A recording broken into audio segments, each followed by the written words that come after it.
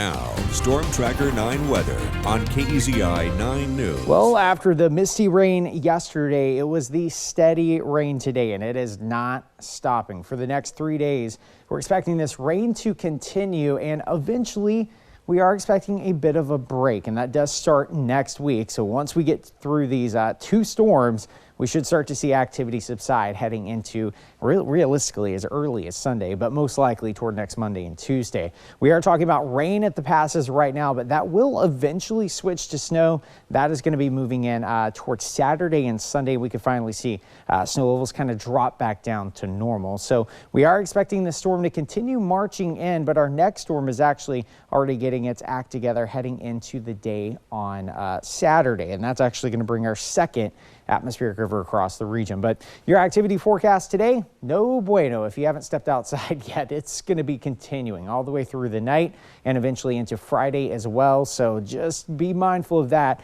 And hopefully you got some rain gear for Christmas, because the rain is not going to be letting up anytime soon. So all in all, this was earlier this morning when it started.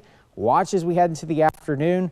Same consistency. Late tonight, eventually a heavier rainfall is expected. This is towards tomorrow morning, about 3:30, some heavy rainfall expected across the Willamette Valley, and this is the main atmospheric river right here. By Friday afternoon, we start to see activity push off to the east side, but still we get some convective, showery precipitation once that front passes. So Friday afternoon, evening, realistically is still going to be pretty wet across the region, just not the consistent rain. It'll eventually return, though, as we head towards Saturday morning and into around this time tomorrow. It is going to, I will say Saturday, it is going to continue. You can see steady, consistent rain along I-5, but the thing is, it'll eventually switch back to snow over the Cascades and some heavy snow in nature. So just be mindful of that if you are driving the passes on Saturday, Sunday time frame, at least for Friday and the next 3 days. It is going to be all rain, and that is going to be the case into Saturday evening as well. Let's take a look at that 7-day forecast. We'll start out toward the Oregon coast first. Later on today, highs eventually get back up to around 55, so not much of a change. Consistent rain for the next 3 days, I should say, and then eventually we do get that bit of a break toward Tuesday and Wednesday. Across the Umpqua, 52 later on today. Cooler towards Saturday, but the consistent rain will come to an end eventually towards Sunday and Monday.